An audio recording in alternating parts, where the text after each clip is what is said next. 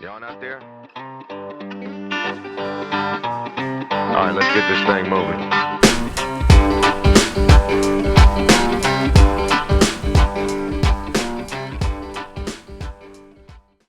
Well, normally I just lead into it, but okay, whatever, it's fine. I'll cut this. But Talon, good to have you on. Yes, sir. Thanks for coming. I know y'all had a good time at Hendry last night, from what I hear. We did. We had a great time. With these. Got some beer? Always. Man, that's a great way to start a Sunday. 1 o'clock on a Sunday. It's the best That's way to start. Shoot, I'll admit, dude, I've been out of the loop because I know y'all were going out. I knew y'all were heading out there last night, but I didn't know who was heading out, who was racing. I saw a couple posts from people, Austin and all of them. So I didn't know how y'all did, but Yeah, so we went down there. I went down there with Austin, obviously, because he works for me over at CQ, and we also sponsor a few cars that go down there, like Tyler Clem. We sponsor his sprint car.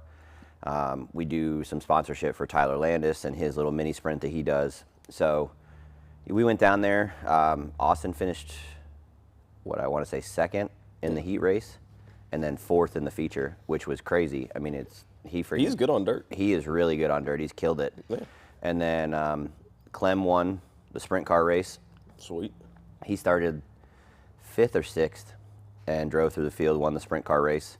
And then Landis started on pole and drove away from the mini sprint. That's just what he always does. Yeah, the mini sprint race. So it was a good time. We were, we had a little bit of drizzle here and there, but lucky enough that the rain kind of everywhere. stayed away. We were planning on going to, I think we were planning on going by Showtime last night, and we were like, oh, let's go to another one. Let's go. Maybe we could drive over. Yeah. Citrus or Auburndale or something. Yeah, everyone was just. Everybody canceled. Everybody canceled, which happens, but it's weird, yeah, because I wanted to go specifically last night because of this and the fact I don't think I've been by the track since February. Yeah, I know. It's been a hot minute since we've seen you. I know. At the races, but I know. Life happens. Things get in the way. We're getting back out. We got 2 cars, so we are gonna have a second driver hop in. So. Oh. Potentially, if he is Dad gonna hop in? He's gonna hop in. So. All right. He runs some road course. He can roll with us on oval. There you go. I mean, I know a guy that doesn't have a car anymore that has some racing experience and some Crown Vics. Might be okay. Yeah. Oh yeah. Well. Yeah, me. Yeah, I don't have a car anymore. I wondered why you sold your stuff, because you dominated the class pretty well. What was it, 2 years ago? Yeah, 2 years ago. We were pretty quick. That's an understatement of the year. Yeah, well, we were pretty quick, but I wanted to focus on business. Growing the powder coating company and getting a building and a shop and really trying to expand that, which is what we're doing. I mean, we're now we have 3,000 square feet, literally within right walking distance of the track at Showtime. And we're also getting ready to expand into stickers, decals, vinyls to be able to wrap race cars, do all the design in-house. So we're going to be able to do everything from decals and stickers to powder coating the wheels, steering wheels, seats, header coatings, everything in-house. See, that's how you got to show it off. That you get back on track, be like, I own the business. Look, I built this whole car. Yep, that's it. And then once we get everything kind of settled in and we're back up and running, we want to get back in it. I mean, I've been having a lot of fun going to dirt races. So you're thinking about just going dirt car instead of? I'm thinking about it. I mean, it's. I really want to try it. I don't blame you. That bug got to me, because we were looking at running just a Vic out there, probably at Hendry, either Hendry or Bubba's. Actually, I drove up to Bubba's a few months ago after getting that open wheel just to talk to a couple of the open wheel guys, about setup wise, what they're running, whole 9 yards, and it's especially Bubba's. That track is very odd, because I've been to East Bay before it closed. I went there a number of times, and I don't know, this might be wrong, but it seems like to me Bubba's is smaller and faster than East Bay. I might be wrong about that. I have a little dirt track blindness when it comes to speeds, I think it's just because it is a little tighter. It appears that way. Yeah. But obviously, I haven't raced dirt. We haven't gotten there yet, but. Did you ever race? Because I know you ran late models for a little while, correct? Yeah. We started, man, going back started, grew up in go-karts and shifter karts with my grandfather, and then they all thought it was a great idea at 16 to go from shifter karts to Yeah, that seems late like a model. jump. Like, what was that? That's a jump right there. What's that like? It's a big difference, especially when, you're 16, you've never really driven a car. I just got my license, and you've never driven anything with suspension because I ran go-karts all my life. Wait, hold on. You not only have you not driven a full race car at that point, you've never driven like a car. Yeah, pretty much. I mean, other than like, driving because you're 15, you have your learner's permit, but like other than that, no. Wow. So that was quite an experience. And we ran late models for, I don't know, 3-4 years. Shoot, how did that go? I mean, it was fine. I mean, we ran Citrus because at the time Showtime wasn't a thing. It was still shut down. And I think we were Rookie of the Year our first year at Citrus County doing the late model. And then we finished, I think the second year we finished like 5th in the point standings or something like that. I mean, it wasn't great or anything. It was just, having fun, racing. Just go out there and do it. So. Exactly. I mean, we were always an under budget team. We still are now, but it was just, that's what everybody wanted to run, and that's what we raced. Yeah, it's interesting because I can't imagine the price difference. I mean, it's obviously changed a lot since. How old are you? You're 38. 38. So, I mean, the price of late model stuff has changed, but not. I can't imagine as much. So. No, it's not changed as much, but the issue that you run into now is you have, I want to say 3 or 4 engine builders that are like your top guys. Yeah, Glover. And in order to stay, competitive enough to make it worth it, you have to be spending the money to buy a big motor and have that funding. And that's where it became an issue for me, was we just didn't have the funding. When these guys are spending $10,000 on shocks and then sending shocks out to a company to have them revalved for the next race just to go to a different track, and we're running the same Penske shocks, that we run everywhere, that's a big difference. That was one of my things I liked about the sportsman class, was stuff like that, where it felt like late models on a budget where they could have especially with their shock rule, where I think with their shocks they can't cost more than, was it like $250 or $300 a shock? They had some sort of rule like that. Yeah, there was a price rule, but I think now the sportsman class they have a shock rule in general. It's like one shock for everybody. Oh, really? Yeah. I haven't paid too much attention to the tech side of it. Yeah. Now, do people go through them and mess with valving? I'm sure they do. Well, of course they do. But what's that fine line of legality and not legal? And I'm sure, especially on, I won't say newer class because it has been around for a while, but this version of sportsman, like the URA, ARA, hasn't been around for terribly long. No. So I'm sure there are guys who figured out a plethora of things to get away with. For sure. And I mean, let's be honest. At the end of the day, we're all racers. Everybody, we all live in the gray area. The gray area that's the area that you want to find, I love explaining that to people. I always compare it to, like, if you look at another sport like football, like, I don't follow football, but obviously see, this is how I don't know much about football. It was Tom Brady was like letting air at a ball or something stupid. Yeah, I know you know a little. Deflate gate. Yeah, that whole deal that happened. People react to that. They're like, "How dare you lose your mind?" And someone cheats in NASCAR or something. And they're like, "Huh, that's kind of neat." Yeah, they're like, "Dang, why did I think of that?" Yeah, that's kind of cool.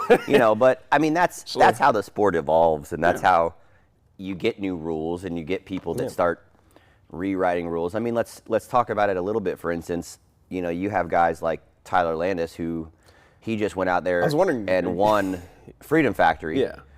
And then they wanted to DQ him for, compression in the motor. Yeah, I saw what was going on so they did a compression test and they did a compression test. They said that it was outside of what limits are for a car, for a factory Crown Vic. Well, but hold on, because there's technically there's no written limit. There's no written limit for it, because I've seen guys, if you measured out, like you obviously, me and you, we've done the same thing back when you had your car and with mine, where we just freshened up the motors. Not a lot of guys in the class do that.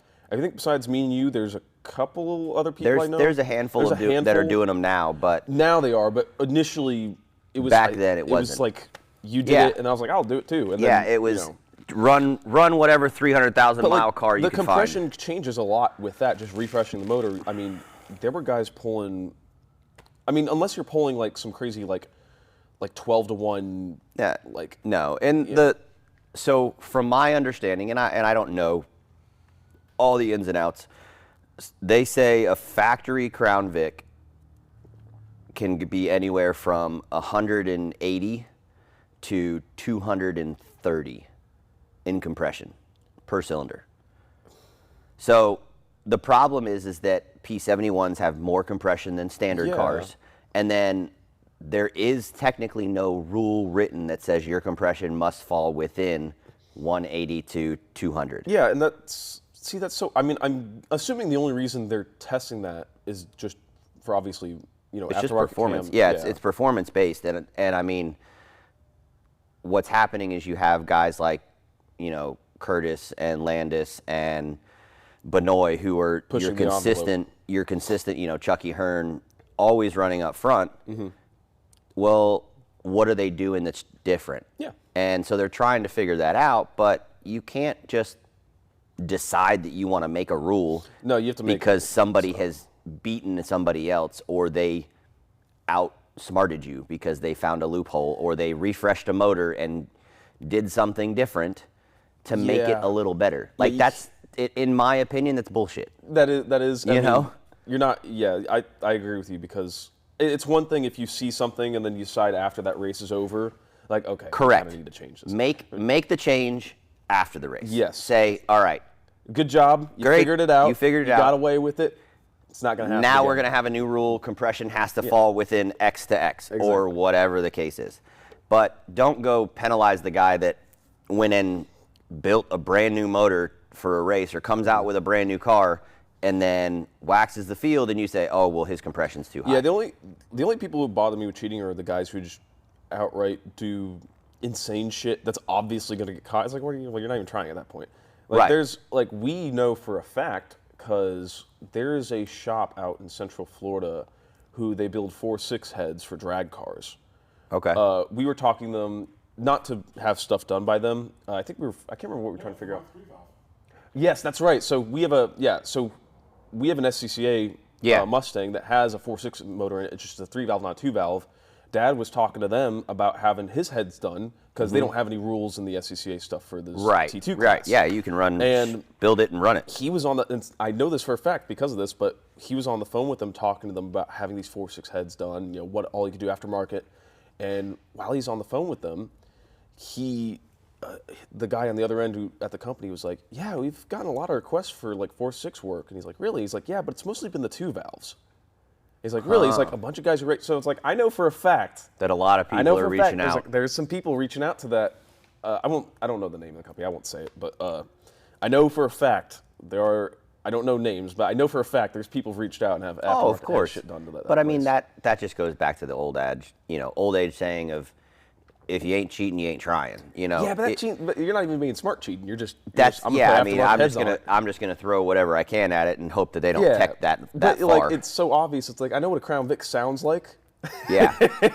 Like when Yeah.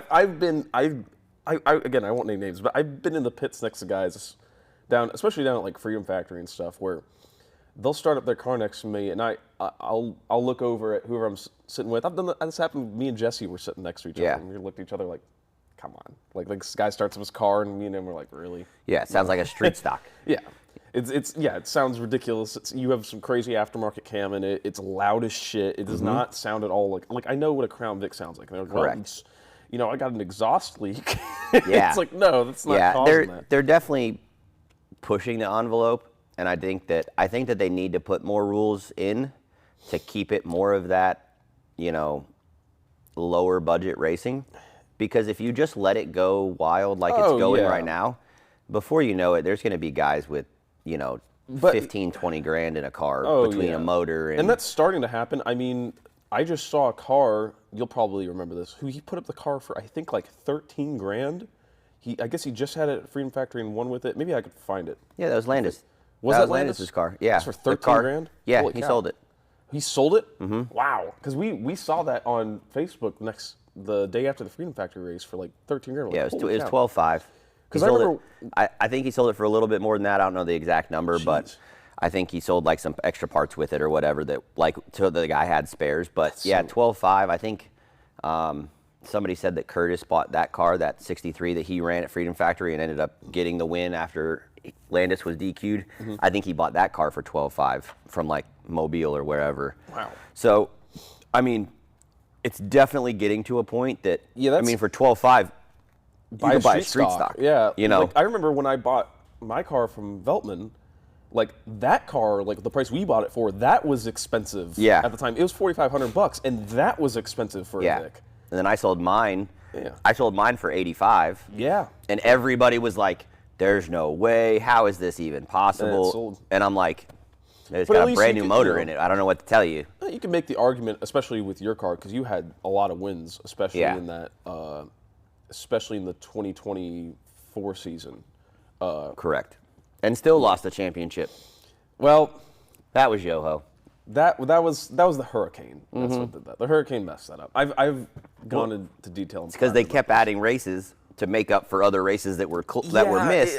And and we already had plans. Like I was on a cruise one race. I mean, what are you gonna do? You're just having fun. Yeah, that final race, I got a little screwed out of that. That would have been. I wish if not even about me winning the championship, because I was close. I will admit I was a little unfortunate, but just I think it would have been really cool to have that three-way battle. Yeah, that we started off with between me, Coleman, and Ashley throughout the whole race. Correct. But then you did the whole deal like, well, you all have to start at the back, and I'm like, it's gonna. But I'm like, this isn't gonna end well. No. Because that's all that happened to me is I was one of those where you get caught in a situation. I'm on the outside. I have nowhere to go. They're wrecking right in front of me, and they're wrecking right to my left. Yeah. I can't do anything. You're screwed at that point. Yeah. And that was when I was like, all right, I'm gonna take a little break. Yeah. I think at that point I understood your perspective. I'm like, I kind of see why Talon wanted to break, sell the car for a minute. Just take a step back. Enjoy going to the races, and we still go. The Ashley's still race, and they're doing great. I know Jason just won. At Showtime, really? I think the last race, yeah. Oh, shit. Yeah, he won out there on the last race, and so I go out there and help them guys, help Sean and Joey and all that. So we still have fun. We're still at the races all the time, and then obviously we're doing, everybody wants a seat done now, powder coated a different color, and steering wheels powder coated and all that. Hey, do me a favor. Could you pull up the championship points currently for Showtime on the laptop? Yeah. I was just curious because I was trying to figure that out. But no, that's awesome. I didn't realize that he won a few weeks ago. Congrats, Jason. Yeah, it was a good run. He ran, started third. Yeah, started third, took the lead on lap 1, coming off 4 actually. Great pass, passed 2 cars coming off the corner. The 2 guys in the front row passed out coming off the corner, led lap 1, and then led the whole race. Joey was catching him. I will say that. Joey was catching him at the end. And it was close, but Joey's a clean driver. He's not just going to dump somebody to win a race. Well, I mean, that's the thing about the Vic classes right now. Is like other than 1 or 2 people, everyone's kind of cool with each other and clean. Yeah, like it's very rare that. Yeah, I mean, you're going to bump, and you're going to be aggressive, and that's normal. Yeah. But I mean, I've had my moments with other people bumping me and vice versa, usually unintentionally, but it's very clean. It's everyone's cool with each other. Like it's not like I remember when I first started, there was a little less of that. It felt like there was a little more clickiness. Yeah, a little more high school cheerleading team, which is that's what I always go to is high school cheerleading team. Well, but I mean, you're always going to have that team aspect. The only thing that I hate is I hate team driving, right? Like you all can be on a team and you can you don't work want someone together. Blocking another for the win or correct. That's that's some bullshit. Like if you're gonna race, go out there and race. Race your race. Drive your car. Okay, because I'm theoretically okay with team driving as long as it's not like you have 2 guys just holding up either lane, purposely going slow so the one guy can win. I'm fine with something like, let's say you guys all battle and help each other to get to that. You got a 4-car team. You all battle to get to the top 4, and then you compete with each other within that top 4 to win. I'm kind of okay with that. Yeah, but I think what's the issue that I see with team driving is bigger teams that have a bunch of people is one person will end up, hey, I need you to make sure that you tag his left front. when he goes to pass you, make sure you give him a little, Yeah. give him a little pop. That's Knock his toe out a little bit, or spinning somebody out intentionally because they're in the points battle with Trying your to other get a caution teammate. coming Yeah, out. you know what I mean. Like That's things different. to that. That's the stuff I don't like. Yeah, I don't think anyone likes that stuff. I mean, I don't even really think, unfortunately, there's not really a good solution to that because it's hard to enforce. It is hard to enforce. Yeah. But you have to do something with it because you can't just let it continue to be. I mean, there aren't that many. Thing. I mean, probably what's the biggest team like at Showtime, for example? Probably the biggest team is probably It's probably Marty. Yeah. Marty's probably the biggest team. He's got like 6 cars right now, but I don't know. I've never really had issues with Marty's guys doing that to me. Yeah, I mean it's not something that you get a ton. I just know that I've seen some kind of stuff like that, and I just like, just race your race. Yeah, I did see there was something going on. Because I unfortunately, like I said, I've been a little out of the loop, but I still I try to keep up through online stuff, and I've been especially watching Chase Jefferson's stuff. Like he's been kicking ass. He's doing great. And I saw there was something that happened because he won that modified race at Showtime, I think last weekend. And there was something going on. I don't know all the details. I was trying to figure. I didn't know if you were there or not. If you knew anything. No, I don't know anything about it. He's been kicking ass though. He won that modified recently. He's been doing really good up in Cordial in the street stock. And I think that modified he was driving, I think it was Senakosov's. Maybe. Sure. I don't remember, but he's one of the few I've been following. But that was another one where I think they had a issue in where someone tried to DQ someone for something on track, but it was like it's hard to prove X, Y, Z. Yeah. And it was the typical stuff you see here and there. So, but. Unfortunately, That's pretty normal. Yeah, unfortunately, there's a little track favoritism, I think. Yeah. Which people don't like to talk about, but it's there. So. Oh, yeah. You know what I would say that I've been having a lot of fun with is like I went up with Joey and Sean. We went to Mobile. And, Mobile, Alabama? Is that where we went? Yeah, that's Mobile. And that was a lot of fun. Traveling, taking a weekend to go up there. And racing somewhere that's just fast, because it was the Rattler weekend. We went up there for the Rattler weekend. And number one, that type of racing, I mean, it was the 50th anniversary for the Rattler, so there was more cars than they've ever had, late models. And they're running that like little Rattler race for the Vicks, right? No, not for the Vicks. They have a Rattler and they take a picture with it. But I'm thinking because Landis won that little Rattler thing like a year or two ago. Yeah, something like that. Yeah. But like going to travel, different places and going to try new tracks, like to me, that's way more fun than just staying at your local place and running for points or whatever. Who cares about points anymore? Just go travel, go see different places, race against people that you don't see on a weekly basis. And you're gonna be a better driver. And see where you stack up, because you might be the top dog at your local track, but you go out there and then you're waxed by 10 different guys because that's all they do is sit at their track, and that track is fast. Yeah, so Mobile and Cordial were two we were looking at going, especially more Mobile. Like, especially because at one point we were looking at buying a Sportsman like a year ago. And I know they run out there, and that was one of the reasons we wanted to get one. Like, that track's fucking sweet. I remember I was talking to Dodge about it, about Mobile after he'd raced there one weekend, and he was telling me about it. He's like, dude, he's like coming out of 2 when you come up and there's no wall there, and there just goes downhill. That's Mobile, right? Not Cordial. Yeah. Yeah. Okay. I figured it was in my mind, but he's like, yeah, when you come up out of there, he's like, dude, that's something else. Like, it's something to experience when you're coming out of the corner and just no wall. It just goes straight down to like a watermelon field or something. And the Crown Vic race, there was an accident. Somebody had either blew a motor or blew a radiator line or something, and like 7 or 8 cars went over the hill, and we're like, where'd they go? Yeah. We're standing in the infield. That's crazy. On top of a trailer watching and going, uh-oh. This is why insurance for racetracks is so horrible. Yeah.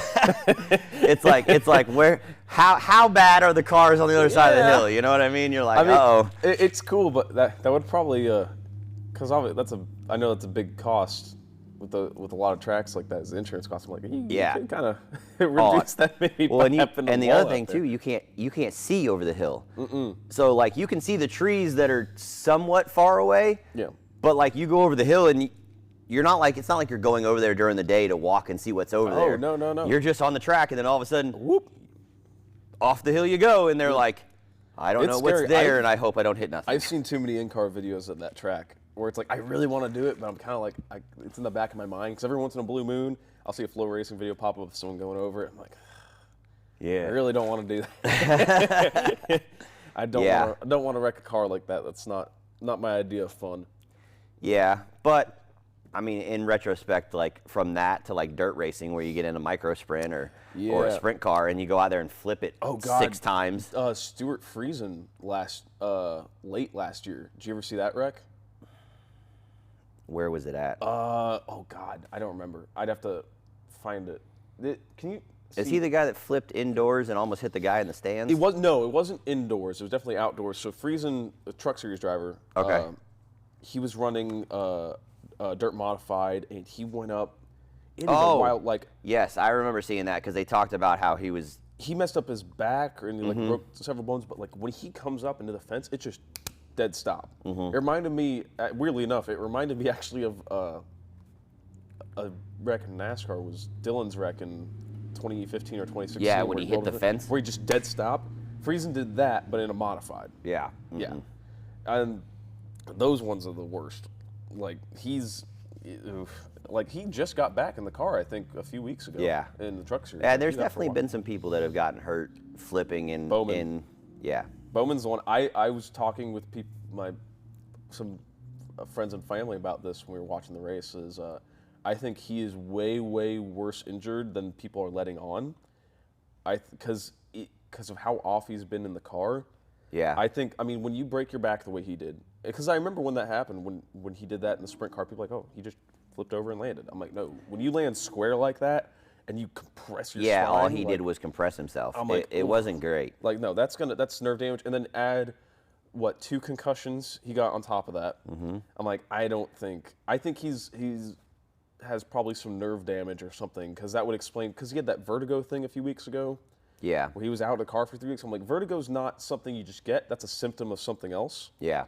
So I think he has like some worse nerve damage. Yeah, or I mean, something. very well could be at that point, because sucks because the guy and I mean the other unfortunate thing that kind of shows that is just his quality of his driving, obviously. Correct. I mean, but you have more and more guys that are in NASCAR that are moving to racing sprints and racing micro cars. Shit, most of them do at this point. Yeah, I mean, you have more and more of them are getting into dirt racing. Yeah. Hocevar, dude, because they are seeing that it benefits everything about your driving ability. Dude, Hocevar, from what I know about him, he didn't race a whole lot of dirt before he got in the Cup Series. Now he's running a modified race like tomorrow. So he's all into that.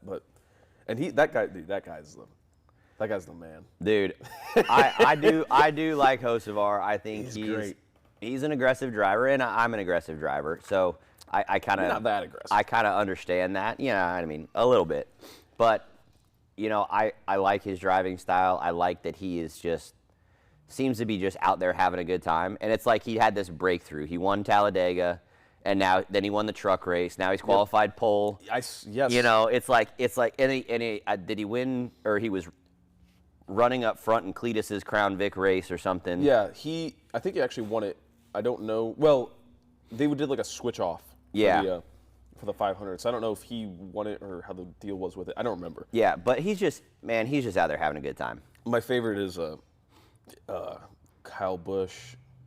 Earlier on in the season was talking about how this kid he's like, I really don't like him. He just doesn't seem to care. He just goes out there and wrecks people and talks shit. And I'm like, you mean like what you've been doing for the past 20 years, the past 2 decades of your career? I think that's the problem now with a lot of the older guys, is people forget how Tony Stewart was when he first started, right? Oh, yeah. And people like Kyle Busch forgets how he was when he was the rookie or just starting off in NASCAR. I wonder how much self-awareness he has. Like, is he going to wake up one day and be like, "Oh shit, I'm the old guy that I was pissed at when I used was to 20. be that guy." Right. I'm that guy. Oh god. Exactly. I'm Jimmy Spencer. I think they're forgetting that they all grew up that way. They all came up and they were the guy that nobody liked or that everybody complained about that was too aggressive or bitched too much. You gotta have some self-awareness and drop Yeah. ego, especially in racing. Just drop the ego and have some self-awareness.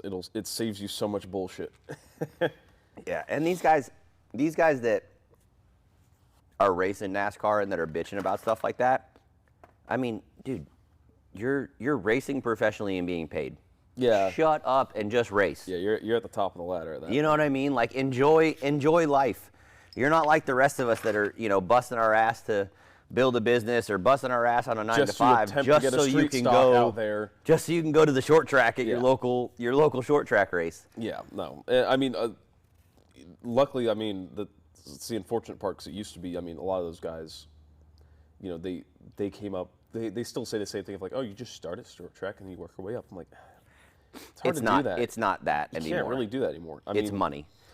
There's only one driver I could really say that's currently in the Cup Series that kind of had that path of progression is Chastain. Yes. Where just he got noticed for having talent and then just went up to the ranks. Like he's the only one. Everyone else was, Yeah, I mean, he still had money.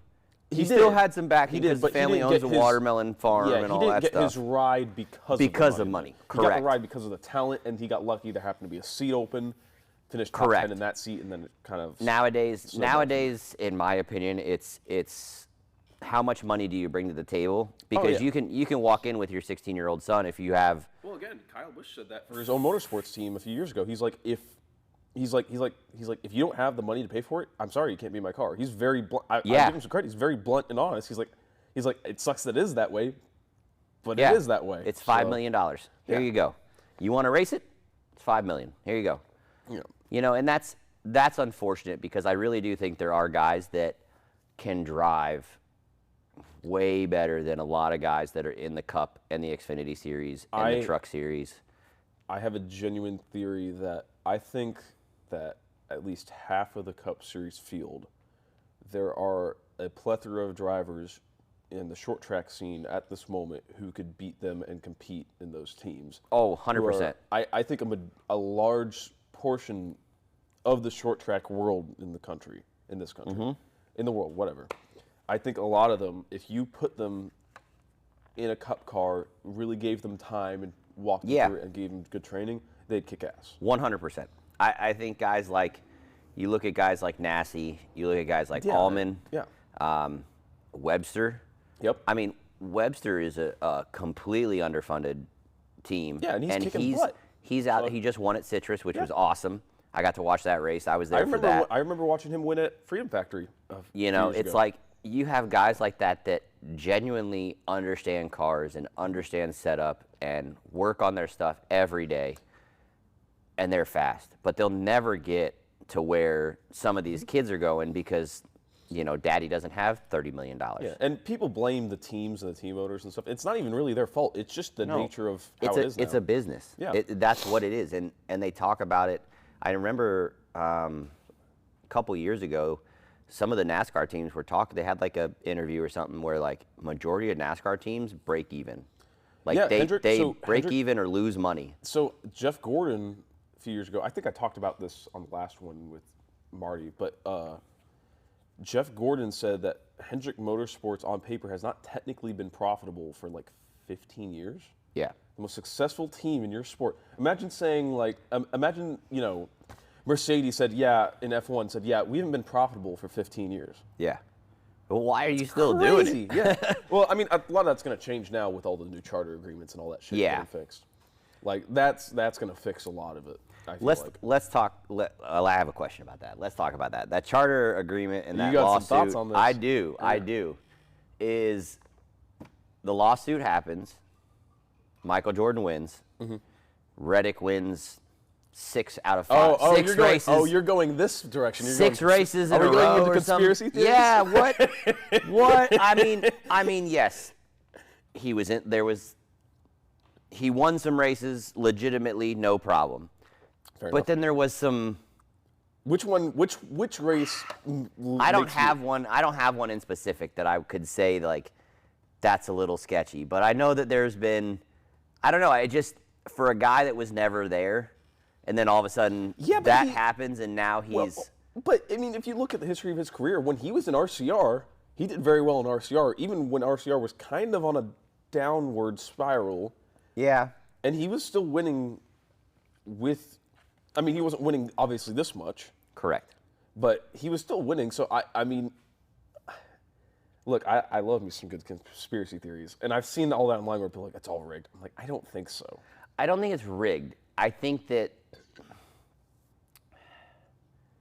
definitely think there are conversations behind the glass wall that people don't know about. Like, okay, what do you mean? Like in terms of the races, or in terms of the charter stuff? It's probably both, honestly.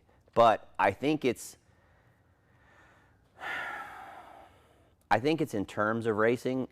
I don't even know how you would rig it to like move somebody up or get somebody. This argument, like all these people for like the past 15 years, it's all rigged. They know Yeah. exactly. I'm like, how? How are you gonna do that? I don't know how you rig. I feel the same way about people saying that as like I do about conspiracies about fucking I don't know. Yeah. The moon landing.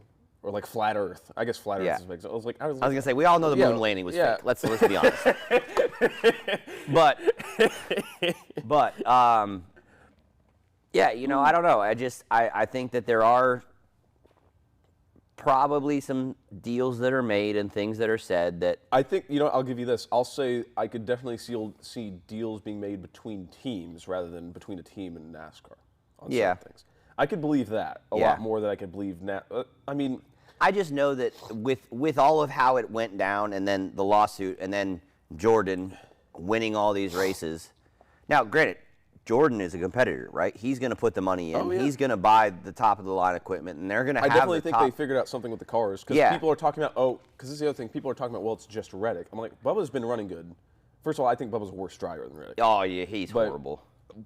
But like he's been running top 10 pretty consistently. Yeah, I definitely agree with you there. So I mean, and Jordan's a competitive person. I mean, he wants to win, right? So he's gonna push the envelope and he's gonna build cars that are in the right vicinity to win. Yeah.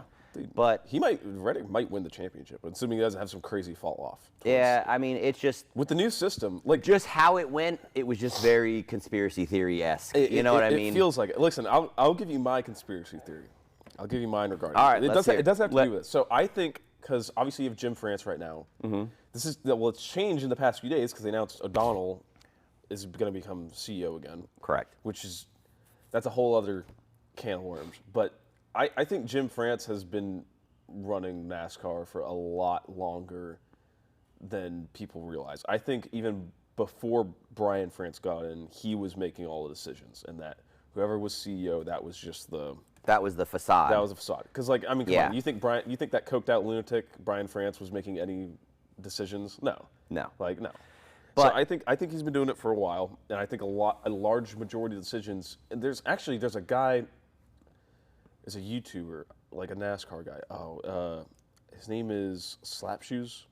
I follow him on Twitter, but he makes good like NASCAR. If you want to see like interesting videos about NASCAR, he talks about this. He makes a very good point where he kind of puts it all together better than I could. Where he goes over how like all these decisions that have been made regarding TV agreements and the charter system and how the money's split up. This is like a 15-year-long plan to create a monopoly. Right. And it's like, that's not 3 or 4 different CEOs over the course of time doing that. That's one person. Oh, yeah, for sure. You can't, you're not going to have a CEO come in and keep that same process Yeah, so going. people are like, oh, the Frances are out. This is going to be better. I'm like, no. You think that guy's giving up control? They're not out. No. Yeah. But I do like what they're doing now with, bringing in Cletus and bringing in. I wanted to talk about this. Some of that, I wanted to talk YouTube about aspect.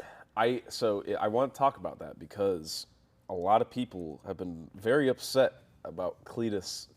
They have been. I think he's the best. I think he's the best thing for the sport. Too. I think he's very good.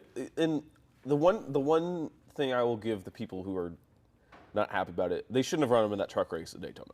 That is true. I don't think he's ready for that yet. He needs more time in faster cars and bigger cars. That's what I think. I think they just moved him up a little too quick.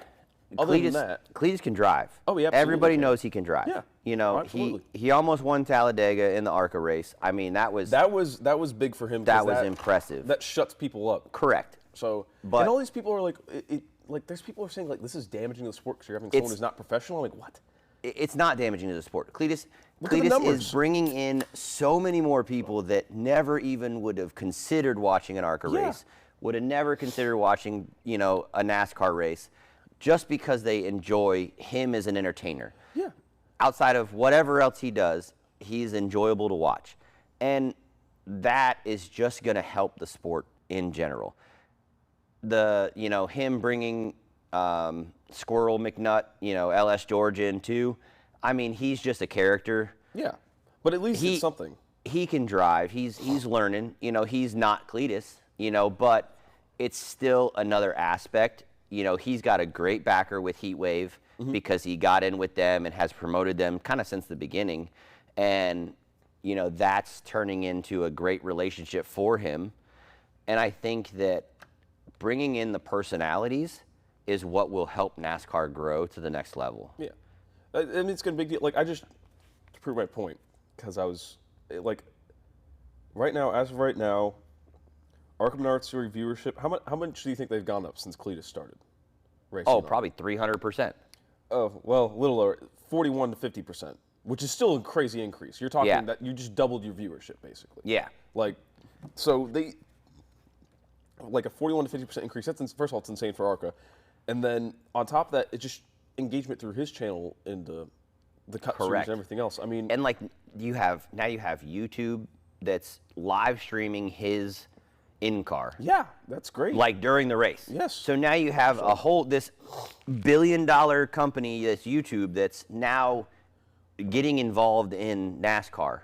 Like that to me is just you're just expanding this option. I think it's going to get better. I'm an optimist.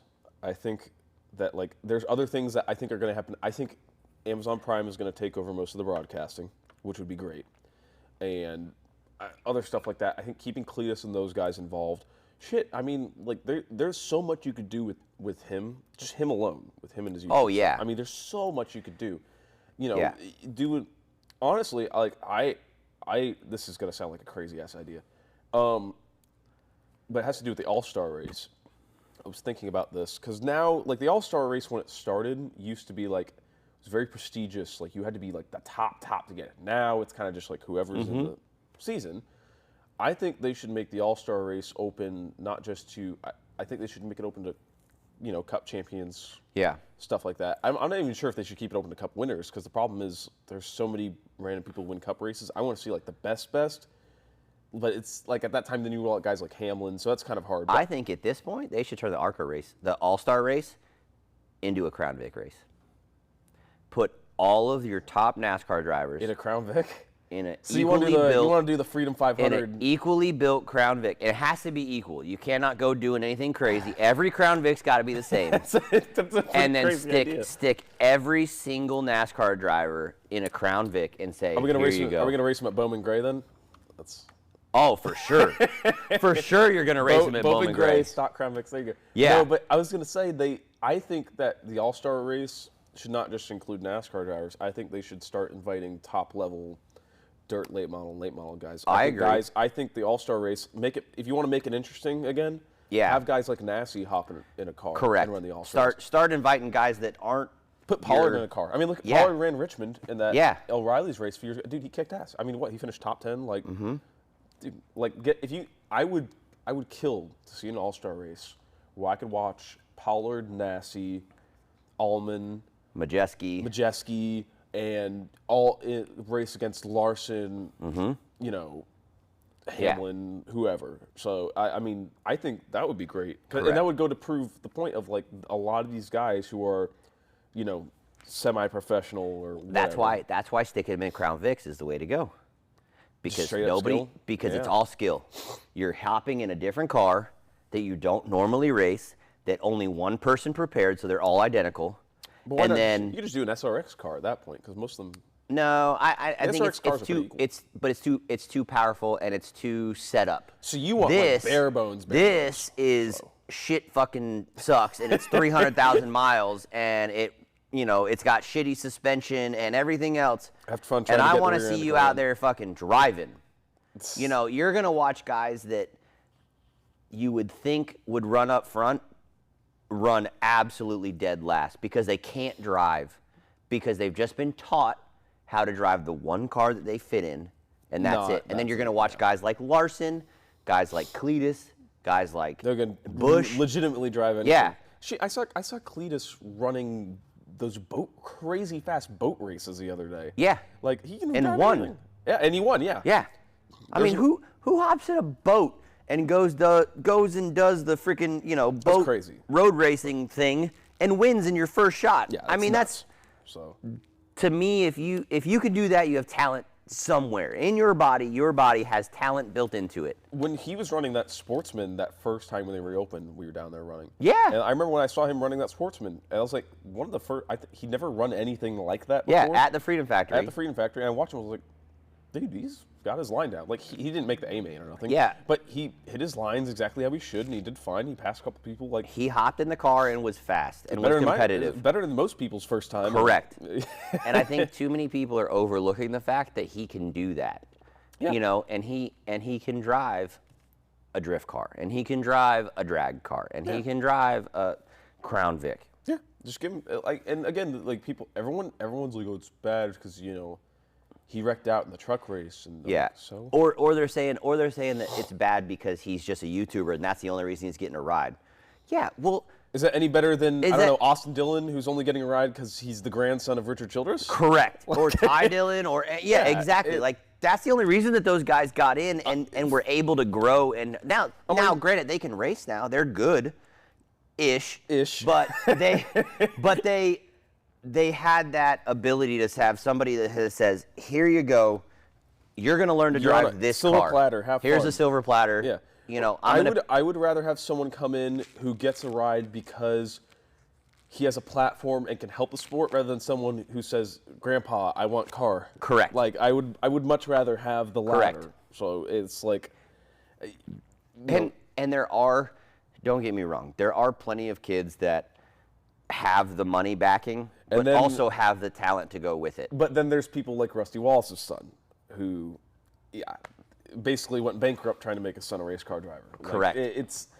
There are those, yes. Yeah. There's obviously those situations. And then if you look back, you look at like Kyle Petty.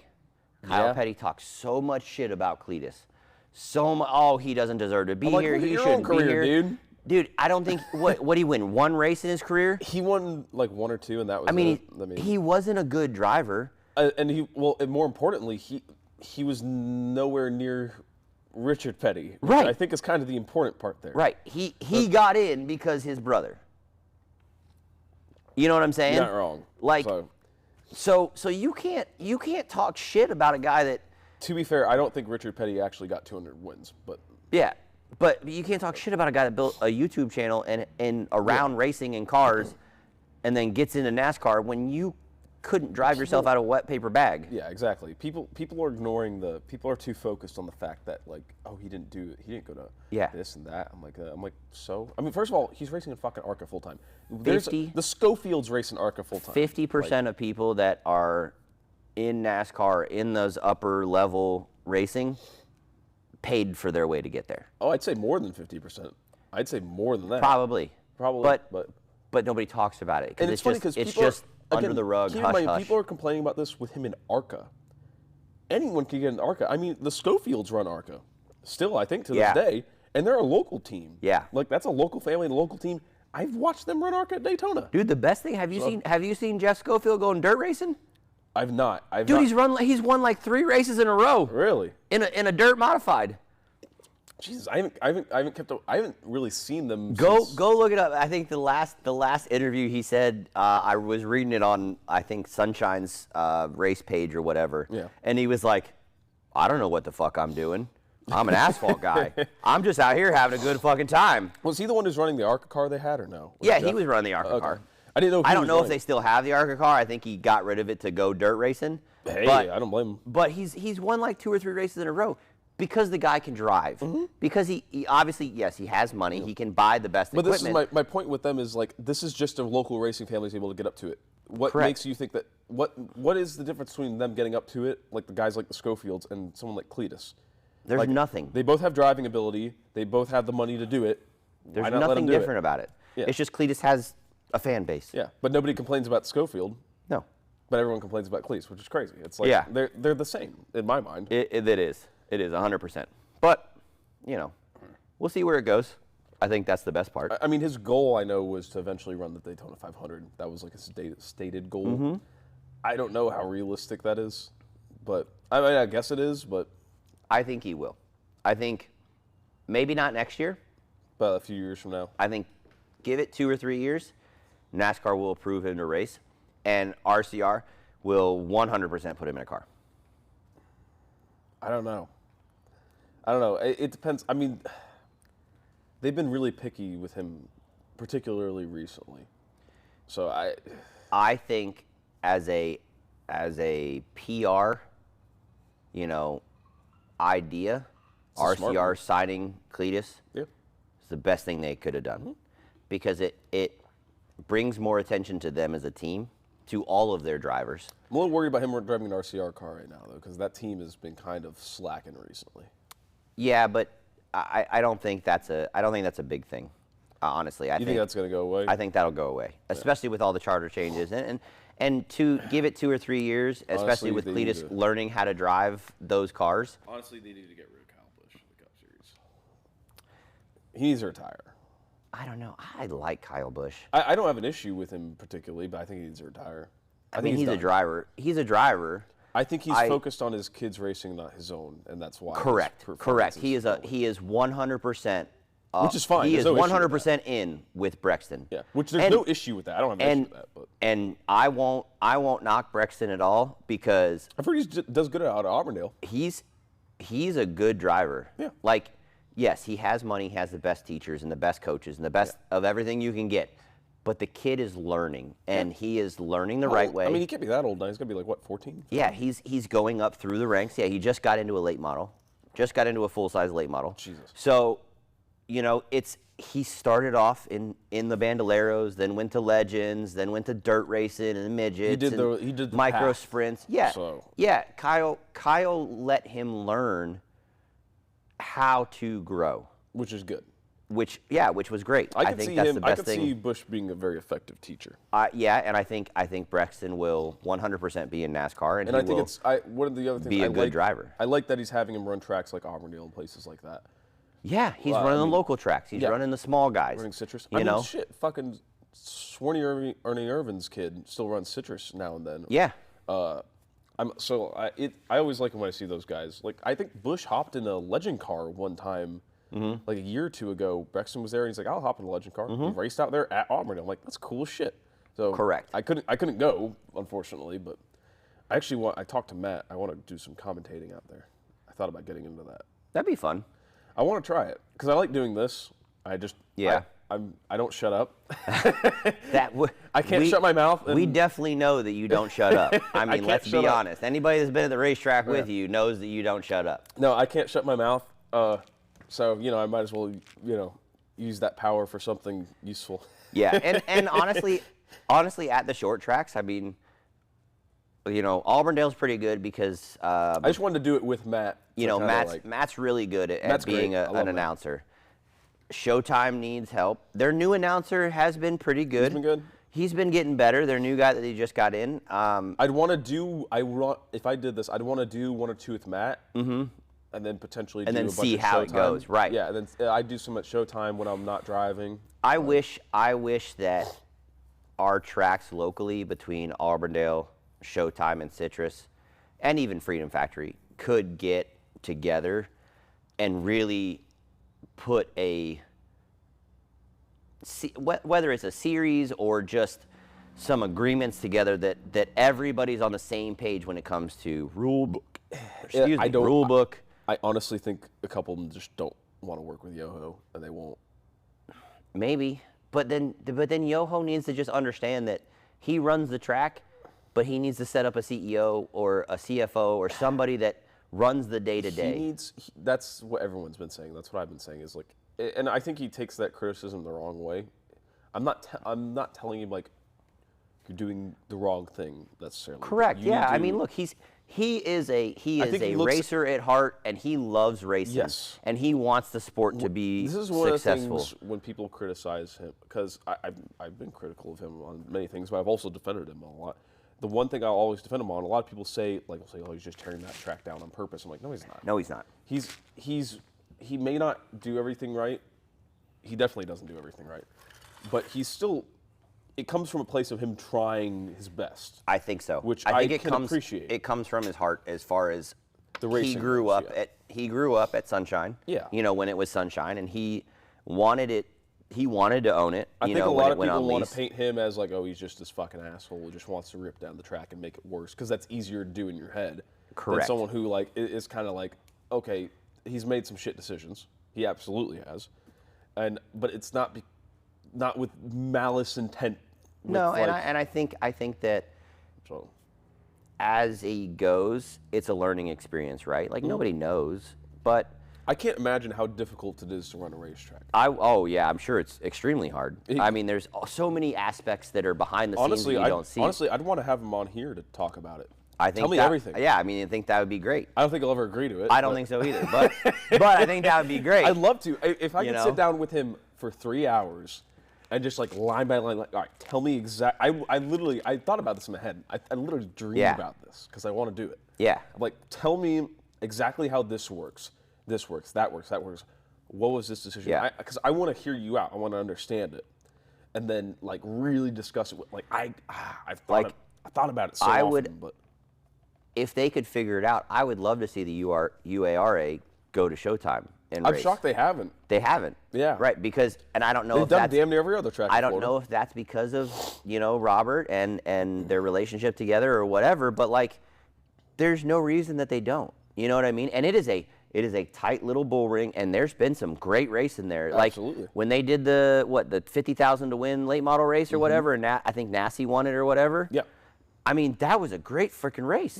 You had some crazy names that were there, and if you can get those names at the track consistently, that's what brings in the crowd. That's what brings in the people. Knock the hot dog prices down to $1. Yeah. He's too focused on stuff like that. I think there's a lot of things you could do to bring. I mean, I think something that they should do is, if you want to get people, I guess my age or younger, to go to the track to watch. I think one of the things they should do is if you're they give out, if you're a high schooler, you come in for free this one night. Because I had a lot of friends when I was in high school. I'd bring them out to the track. Correct. Because I started racing when I was 16 or 17. Yeah. And they loved it, and they would keep coming back. School age kid, you got to have a school ID or whatever. You get in for free. Yeah, get in for free. Do stuff like do something like that for a night. Like Tony Stewart's track. Eldora. Yeah. The food and the drinks and everything is like extremely cheap. Yeah. It's like super it's what, $10 or something to get in a person or something like that. Like it's super cheap to get in the stands. I think if you took back, trying to charge $25 a person to get in and went back down to it's $10 to get in, or $5 for kids and $10 for adults, and it's $2.50 for a hot dog and $3 for a hamburger, and a beer is $2 or $3. Yeah. Right? Like, you would really see a change in how much people come in to watch the races, because then you can get a family of 4 to come in and watch. Because they're only spending $40 to get in the door, versus they're spending $100 to get in the door, and then they still got to feed their kids. You know what I mean? Like, lower the prices, bring in more people, which will offset your lower prices, and then you're getting more people interested in racing. I mean, that's the goal of a short track, is to get that younger generation that says, Dad, I want to get a car. Dad, I want to go race that. Hey, look, it's just a kid. Can I get a car? You know what I mean? Like, get that younger generation excited about racing again. I mean, like there's other stuff. Like I don't even know if do they still do the go-karting league out there? Did he stop doing that? Yeah. Like there's stuff like that. That was all. Yeah, I don't think Tri-City Car Club runs there anymore. Yeah. And that was, dude, I remember, so I grew up here, right? I'm born and raised in Clearwater. This is home. When I was 8, Tri-City Kart Club used to race at Sunshine Speedway. And I tell you this with confidence, like you can talk to Larry Larson. I used to race against the Larsons in go-karts, Austin Hopper, all those guys. You couldn't find a parking spot in the pits on go-kart day. There were more go-karts in the pits than you would get on a Saturday night show because they would run champ karts. You could talk to Dustin Chisholm. I mean, they would be there. You know, they'd have champ karts, 2 cycles, 4 cycles, everybody, shifter karts, everything raced at Tri-City Kart Club. And that was the most fun you had racing because kids were just excited, right? They just wanted to get in a car, go out there and run. And there was, 20 people that worked, with Tri-City Kart Club and were there to help and did the flagging and all that stuff. If you could get back to that, that would grow the sport locally, for your Crown Vic classes and your street stock classes and your Bandolero classes or your legend classes. All of those would grow because people would start in a go-kart and then go, Dad, I want to go do that on Saturday. Because that was the thing, right? Go-karts were cool, but they only ran on Sundays. Everybody wanted to race on Saturday night because that was the big show. That was the big one. That was the races, right? Everybody was at the races. I mean, Showtime Speedway was my first job ever. Really? What did you do out there? I was 14. I sold popcorn and peanuts. That's awesome. I didn't know about that. My first legitimate job in my entire life, I sold popcorn and peanuts at Sunshine Speedway at 14 years old every Saturday. Nice. Dude, think about this, right? Like years ago, I'd leave there on a Saturday with $150 at 14 years old. That's fucking crazy. Dude, that was money back then. Like, I thought I was the king of the world. I was like, this is awesome. I get to go to the races for free, right? I'm watching racing.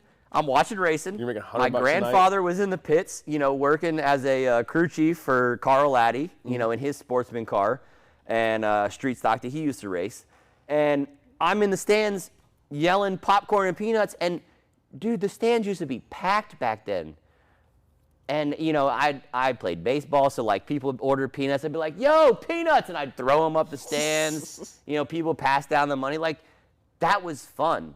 If we could get back to that at the track, I think it's possible. It would be just such a blast. I mean, it would just be amazing. I think it's very possible. Yeah. I mean, he does a great job on 4th of July.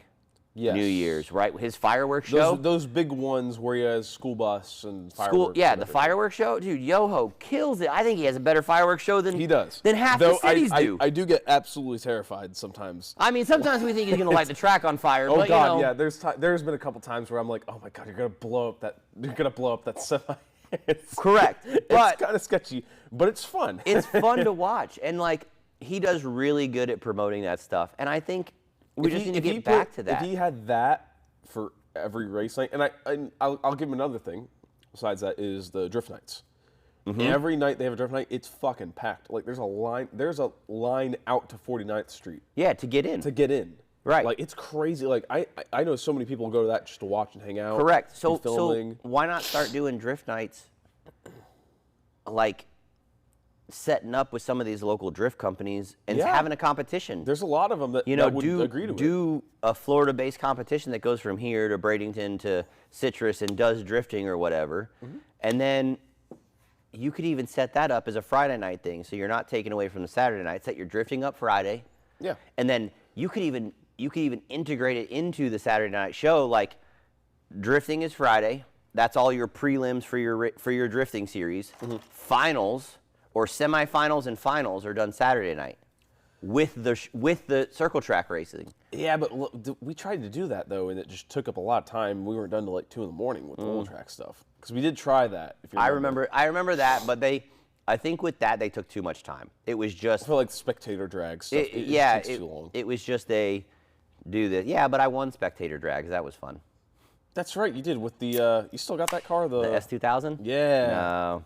You sold it? I sold it. Oh, I remember you put it up on Bring a Trailer. It was on Bring a Trailer, yeah. It went to Meekum. I went to Meekum. You had it on Meekum. Yep. I went to Meekum with it, and they burnt the clutch out of it. What? Yep. They Mecum Auctions burnt the clutch. burnt the clutch out of it. Wow. Killed the battery, and broke the splitter. What? That's shocking. You're talking Yeah. about guys that deal with like $10 million cars and they're fucking up an S2K? Like, Yeah. The guy that drove it off the block, first off, they killed the battery because it had a kill switch. So then that's what hurt me going over the block was the car wouldn't start without a jump box. And I couldn't restart it. I couldn't just let it keep running to go onto the block. I had to shut it off while they were doing the first car in front of me, but then I didn't have a jump box. I couldn't use a jump box once you're on screen to jump the car to get onto stage. Yeah. So it wouldn't fire, so I had to get pushed on. So that hurt my ability to sell the car at Mecum. yeah, because people are thinking like, oh. Yeah, you know. I mean, a lot of people heard the car because we had it outside running trying to charge the battery because they killed the freaking battery. Nice. And so that hurt me. That's why I didn't sell at Mecum. Then when they pushed it off, they got the guy to drive it to go park it, in the unsold area. They jumped it off. He went to go drive it. And as he's driving away, we can hear him riding the clutch. And me and Harold Ashley, we look at each other, we go, he's going to burn the clutch out of that car. Oh, God, that And, sucks. and sure as shit, by the time we got there to go pick it up, we went there to go pick it up. And they said, you can't start it. We're like, why? They said, well, it almost caught on fire, and the guy, the clutch is blown. Jesus. And I'm like, dude, are you kidding me? I used to drive that car every day. He's supposed to say, Mecum Auctions, I mean, those guys are dealing with Yeah. $10 Yeah. million cars. You told me you can't drive one. Yes. An S2000 with an LS in it. That's crazy. So they burnt the clutch out of it. They broke the front splitter because they went over a freaking thing and it freaking split the whole bumper in the front splitter. Oh my God. And killed the battery. Now, I say all that, but Mecum 100% stood behind everything that they carry about. They sent me a check, like overnighted. I told them how much it cost to fix the car. They overnighted me a check. That's great. No questions asked. So Cool. I won't ever say, like, this will be online. Don't ever say that Mecum's a bad company. No, you know I what I love mean? Mecum. It It's sucks just, that it happened, but I it love sucks them. that it happened, and things happen in life, and we weren't really upset. They said, hey, we're going to take care of it, and they took care of it 100%, no questions. So don't ever think that was bad. It's just that's what happened, which is why I didn't sell at Yeah, Mecum. So then we ended up on Bring a Trailer, and ended up selling to a guy in Virginia. Or West Virginia. He still has it. I've gotten pictures of the car. Yeah. It still looks the same. He changed the wheels. I think that was it. Yeah. And he's like, dude, the car gets so much attention because it's loud. I mean, it was straight piped. You know, straight pipe loud is it was fun fun. road It was car. fast. So. Yeah. So he's enjoying it, and I'm glad that it went to a I good know you home. didn't want to get rid of that one. I did not want to get rid of it. I had that car for almost 20 years. Jesus. I mean, it went through turbo setups and turbo setups and turbo motors, and I mean, I spent more money in that car than I've ever spent in my entire life. Jesus. But I used the money to go towards business. Yeah. That's what we used it for, And like I said, I told the race cars to go focus on CQ coatings and grow that as a company, and that's You the what best shirts, by the way. that's what we're trying to do. Oh, thank you. Yeah, ask me about my powder any day of the week. You know I what I remember the first mean? time I saw it, because I remember you asked me if I want to buy a shirt. I'm like, I can't right now because I'm broke. Yeah. And then I saw it a week later. I'm like, fuck, I should have bought one. Yeah. Well, I got one. You can come over to the shop. I'll give you a shirt. Okay. Well, I appreciate it. So. Yeah, no problem. So, but like now, just from trying to grow the company, I mean, now we're the official powder coaters for Orange County Choppers. Really? Yeah, we're on That's there. cool. If you ever watch their new show on Discovery, I've never watched it. I've heard of it though. so their new show on Discovery, we're the powder coater for the show. I am on every episode of the first season. Wow, that's cool. And then they just got signed up with Discovery for their second season, and now we're doing 12 episodes for the second season. First season was 6 episodes. So you're powder coating all their bikes? All their bikes, all their motors, everything we do in-house. That's really cool. I used to spend a lot of time when I was in high school. I used to spend a lot of time at OCC when it first opened. Yeah, dude, I love that show. I grew up watching that original show, Orange County Choppers with him and his son, and it was such a cool experience. That's awesome. It's like so what was that full like circle. being on a show like that? So. It's similar to this. Like they mic you up and they want you to walk in and deliver stuff and whatever. Because that's all I'm doing is I'm just delivering parts, and they're getting me delivering and talking about, what other color they want or how they like the powder and that kind of stuff. And it's really cool because you get to see kind of the backside of it, but you also get to see like Paul as a person, not just he's this big, TV guy or whatever. Like, you get to know people, and they're just down to earth people. They're just, bike nuts that just love building shit and having fun, and they're like us. They just make more money. That's cool. I didn't know anything about that. I didn't know anything involved. Yeah, we do all that. We do all the powder for Bert's Harley. Wow. I mean, so we have some really great clientele. You got it rolling right now. But it's just growing, and that's what we're trying to do. So now we're getting into the sticker side. And all you need now is to get back on track, get another Vic. That's it. I'm gonna get back on track, start racing again. Listen, I really want to go. I think I want to go street stock racing. To be honest. So if this open wheel we got, if we didn't get that, I would have bought street stock. Yeah. Yeah. I think I put in for that raffle that Roger's doing. Yes. Yeah. I might buy a couple tickets. Yeah, I bought two. I bought 2 tickets, and Because then I remember when he built that car. So. Tom, dude, do you know Tom Argue and Tom Argue Designs? No, I don't. So he builds like multi-million-dollar, SEMA cars. Shit. He freaking texts me because he's a client of mine. We do all their powder as well, and he texts me. He's like, "Hey, put me in a spot for that, street stock." Yeah. So like, it's just getting more people involved in it, and and just getting out there. But I really want to get a street stock. He only raced that car like once or twice. Yeah, in the last couple of years. Yeah. I mean, originally he won the championship in that car. Yeah, I remember when he won the championship. Yep. I spent a lot of time with Roger and them. Mm-hmm. So, I saw that. I was like, I might grab a spot on that. They're good people. And, Oh yeah, I've known Roger was one of the first people I hung out with a good bit outside of the track that I raced with. And so I mean, if you're not in it, definitely go buy a spot. Yeah. I mean, I think it's almost 3/4 of the way full now. So there's 90 spots at $100 a piece. Body's sexy. I will be honest, I'm not a big fan of crate motors and street stocks though. It's not a crate motor. I thought it was. No, it's that's a built not. motor. No, it was a crate motor originally though, wasn't it? I don't think so. I'm pretty sure it's a built motor. It was built. Okay. All right, Yeah. I'm crazy. So it's a Maybe I'm built motor. crazy, so- It's a built motor. You can't build that. You couldn't build that car for 12 grand. There's no way. So the fact that you could win it for $100, dude, I was gonna I'm say, like, $100 spots I'm a like deal. hoping and praying that I can win that car for $100 because I can't afford to buy a car, but I might be able to afford to buy 4 tires to go racing. You know what I mean? Like if I got a car that runs.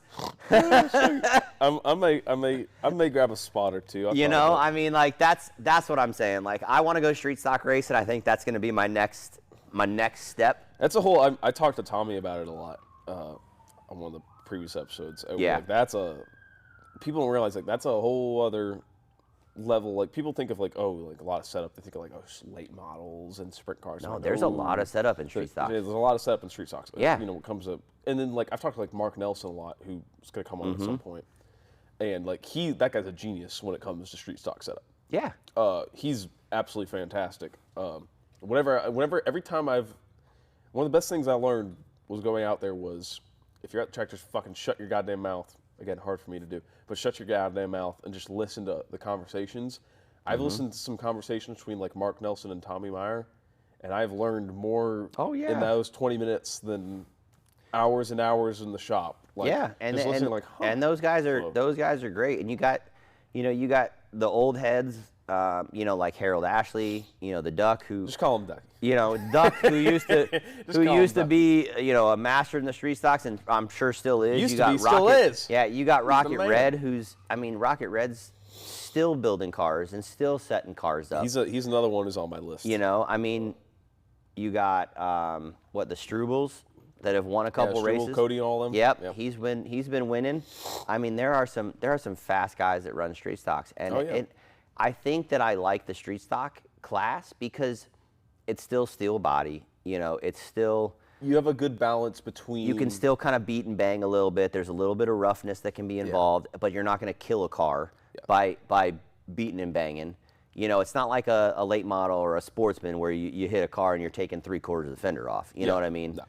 It's not made of tissue paper. Correct. Yeah. It's not going to fall apart. And I think it's good that you can still have a crate motor or a built motor. Like you have an option on how you want to race. 9 times out of 10, you're going to want to go built though. I don't know about that because look at Doug Miller. Doug Miller, I think, has a crate motor in his with Rocket Red, and he just finished 3rd, or he just won Freedom Factory. There's a lot. Do you think because I've talked about this with people before.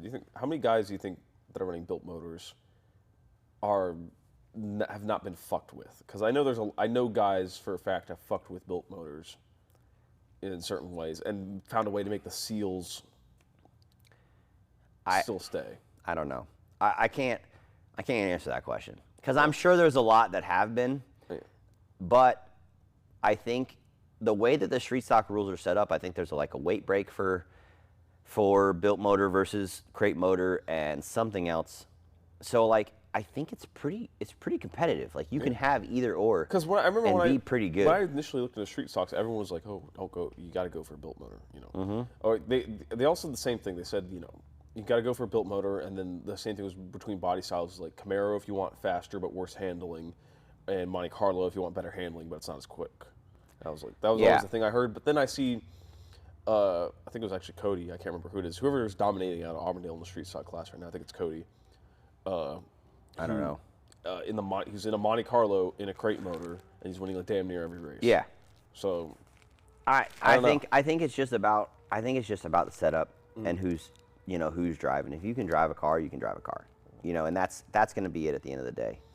Yeah, I mean, but especially with street stocks, that shit's one in the shop. I know that's a corny ass thing that everyone says, like, oh, races are one in the shop. With street stocks, it is 100% that. Mm-hmm. So, I've helped on street stocks here and there, usually with like rod, like just like small stuff, you know. Yep. Never anything big, but every time it was always like, you know, there was always something going wrong. Oh yeah, for sure. Now that we sponsor, you know, Tyler Clem and Tyler Porter.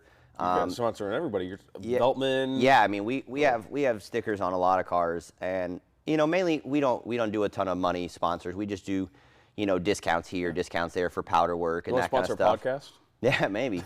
You know, but now that I've been going to these dirt races and watching sprint cars, like I really want to get in a sprint car. That's how I felt when I was watching the dirt stuff. I want to get in a sprint car. I really want to get in a micro sprint. So like that Tyler Landis is racing. I was looking at buying those. I was looking at buying one because there's a guy who had one for sale around here recently. My buddy found. I don't. So they're motorcycle engines basically. Yes, right? They're 600cc or 1000cc motorcycle engines. And then I was talking to him last night when we were at Hendry. I was talking to his dad, and you can do like a lot of people either run the Suzuki 600 or the Kawasaki 636 or the Yamaha 600. Not many people run the Honda, but you have a choice on which motor to run. I don't know a whole lot about those motors. I don't either, but I think there's plenty of engine builders in the world that can do motorcycle engines. You know what I mean? Yeah. But like Hyper, they're building a new car, you know, with Hyper Design or Hyper Racing or whatever. Yeah. But like those guys are huge. I mean, they go to the Tulsa Shootout with fucking 30 cars that they take. You know what I mean? With 30 different drivers. Yeah. I mean, but I like the mini sprint stuff a lot. I really want to go to that indoor race at Tulsa. I would want to do. I thought about doing mini sprints. Like I don't know what the cost on them really is. I can imagine it's terrible because it's motorcycle motors and shit like that. But I think you could probably build one. 20 grand. It's not horrible for a car. For like full race ready, top of line. If I didn't already have the modified, yes. Yeah. But modified, when I saw those guys run, I was like, oh, I gotta run that. So yeah, it is like. Oh, I mean, Kenny Wallace runs a modified. He freaking loves it. Kenny, oh my God, listen to him. That guy's fast. in talking or or racing. I mean, he's fast in racing, but fast in racing. Dude, I listened to his Coffee with Kenny thing. Yeah, I was especially listening to it during the lawsuit because that was the best. Yeah. Oh man, he had so much to say. He was the best. Like him and Door Bumper Clear. Like I was just watching. I'm not sure how often you keep up with Door Bumper Clear or any of those guys. You should. Anyone listening and you should listen to the most recent one. I can just tell you the episode title and you'll immediately want to listen to it, which is. The title of it was Do moon phases affect track grip? Oh. Yeah. You know what? Hendry County last night, it was a blood moon. Full moon, blood moon at Hendry County last night. I'm just saying. Was it chaotic? It was pretty chaotic. I mean, I think before Clem took the lead, Helm was leading and flipped. Oh God! Got into a lap traffic, got into a lap car, and flipped. Have you ever seen? If you want a good older race, have you ever seen the? It's the 2012 K&N auto or Advanced Auto Parts like NASCAR race at Bowman Gray. Really? Yes, it was. So this was like the K&N series, like the lower series beneath ARCA. It's 2012 or 2013, one of the best races I've ever watched. You can find it on YouTube. It's pretty easy to find. It's Blood Red Moon. That's why I remember it. But it's actually like if you look in the series, it's like Bubba Wallace, Chase Elliott's running that race. Larson's in it, a couple other guys. One of the craziest races I've ever seen in my life. It is unbelievable, crazy. I mean, yeah, it's Bowman Gray. It's gonna be chaotic. But Bubba Wallace gets like damn near arrested by a cop in the infield. Like it's crazy. It's a crazy. Look it up if you haven't seen it. If you're listening to this, look it up. It's K&N or Advanced Auto Parts, whichever one's sponsors for the lower series. And it is 2012 Bowman Gray race and Bowman Gray night race. You can find it super easy. I encourage people to go watch it because it's one of the best like short track races you could watch with all these like big drivers. Oh hell yeah! Oh. I think that's the best is watching short track racing. That's why I like Majeski. In truck series. I'm a fan of Majeski. I really like 100%. Him. He got fucked over in that last snowball derby when he got DQ'd for the Bolt. I don't agree with you. He jumped the start. That was all on him. Oh no. Okay, we're talking about different things. I'm not talking about the one. Sorry, 2 years ago, he got DQ'd for the bolt being too long on the. I think it was the right front, one of the control arms on the right front. The jump the start thing. I remember this because I think this is last year. Nasty won. Yes. Because he got black flagged. I don't think Majeski really jumped the start. I 100% do. The first jump, he definitely jumped. There was no doubt about it. The first one he did. The second one was close, but he didn't jump it on the side. I mean, if you listen to the spotter and you watch the in-car, he didn't really jump it. I mean, it didn't seem like he did. But if you listen to the car and you see where it lunges forward when he gets on the gas, it's right before the fire line. And I mean, honestly, my opinion, that's on him. He is a NASCAR caliber driver, and he got flustered because Nasty came through the field. That's my opinion. I don't think it's that complex. I think he might have just, even if he did jump the start, which I'm not even 100% sure he did on that second one, he might have just like, that's one of those things where it's like you're doing it so many times throughout the day, like it's a muscle memory thing, and like maybe he just hit it a quarter second too soon. I mean, it happens, but I think it was on him.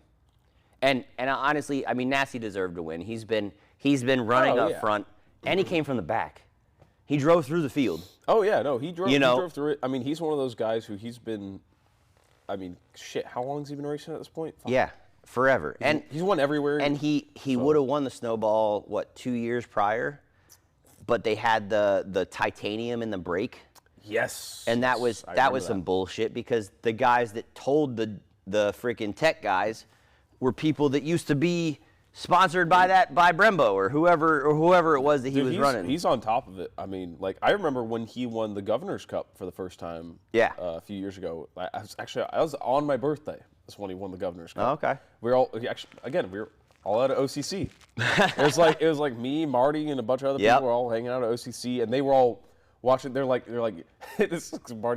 Marty and Travis and Sean and all of them were like, "You're lucky our asses came out here because we just wanted to watch the Governor's Cup. So you're a lucky motherfucker."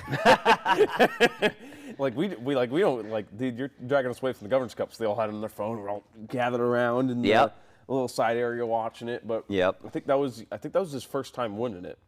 But he's one of those who he gets the crowd pretty rowdy. Yeah. So.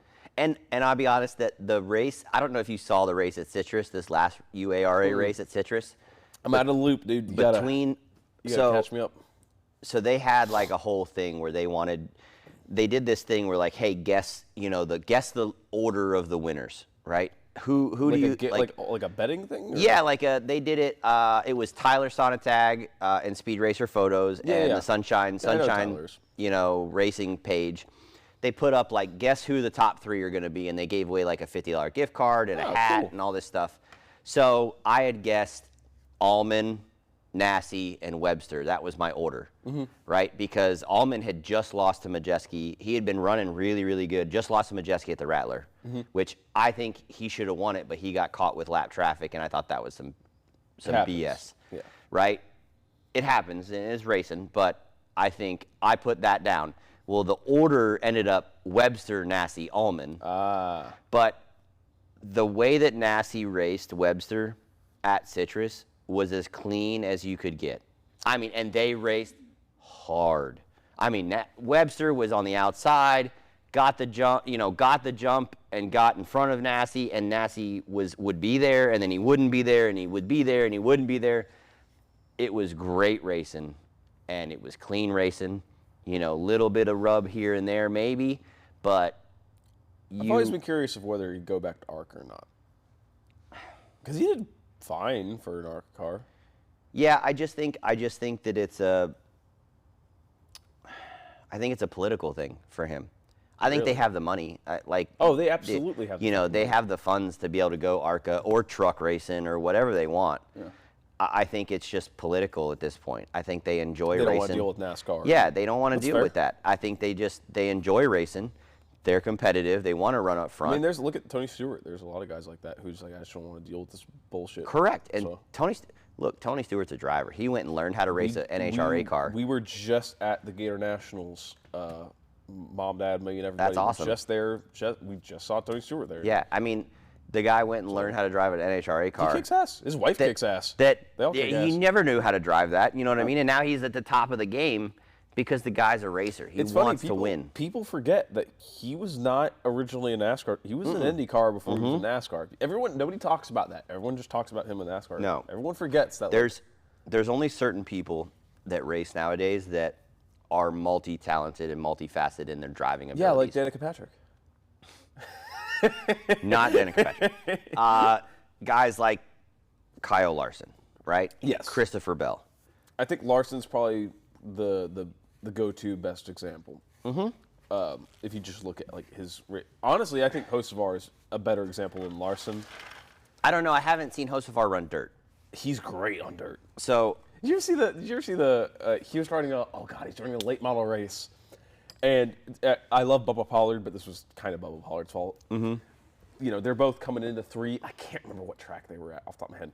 They're both coming into 3. Pollard taps him, turns him around sideways through 3 and 4. Carson drifts the car. Oh, I saw this. All the way, and flipping him off out the window, and then keeps on going. And keeps the position, too. Yeah. I was like, that's impressive. The very next, that guy kicks ass. The very next week, I was at Daytona for the August Coke 400 race.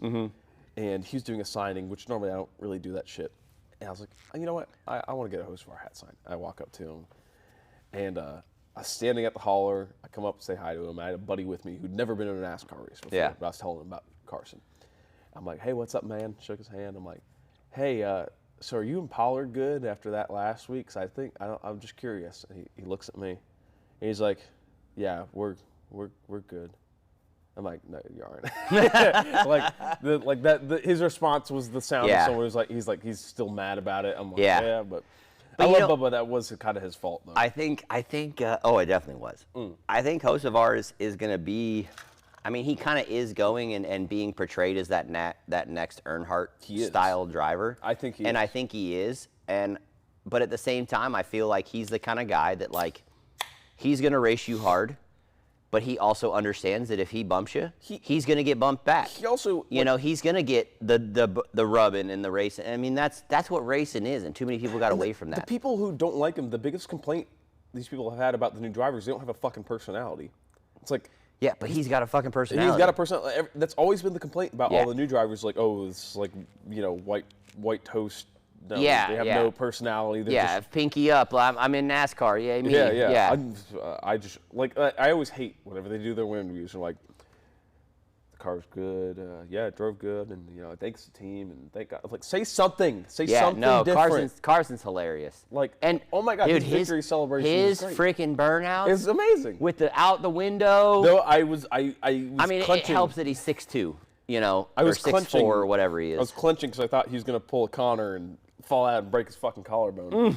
Like, you could tell. Like Yeah. I was watching it with my uncle. I was on the phone with him. Like you could tell at one point his leg got stuck. Yeah, well, he was like, I was worried he was gonna hit the wall. And then he just nails the wall. I'm like, oh God. I thought they were gonna ban that too.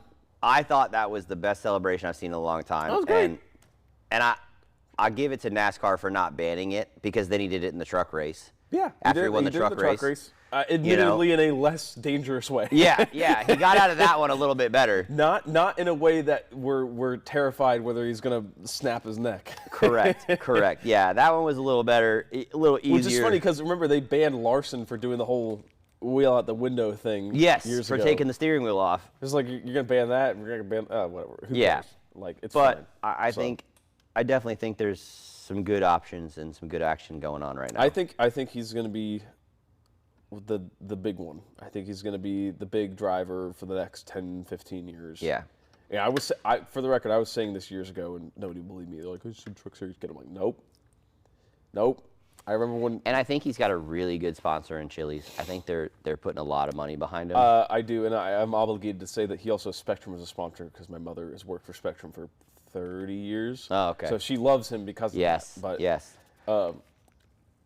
Yeah, I don't have Spectrum, so I'm not a Spectrum person. She loves it every time he almost wins. She was even though he wasn't. She was like, he's not running the fucking Spectrum car with Talladega, and he won. Fuck. He's not happy about that. Yeah, one. that's hilarious. He's the. I mean, honestly, who I want to see in the Cup Series out of like younger guys is completely devoid from NASCAR is Bettis, dude. I think he's. So I was talking to somebody last night. I think he needs to be in it. So. I was talking to somebody last night at the track when we were down at Hendry, and we were talking about Dave Steele.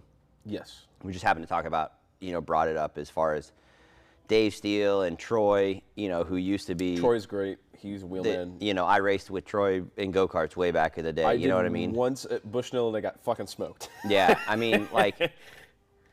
Troy DeCare was phenomenal on asphalt, you know what I mean? And we were talking about who's the next, sprint car guy, and I think Colton Bennis is that kid. I think Colton, if he wanted to get in NASCAR, he could.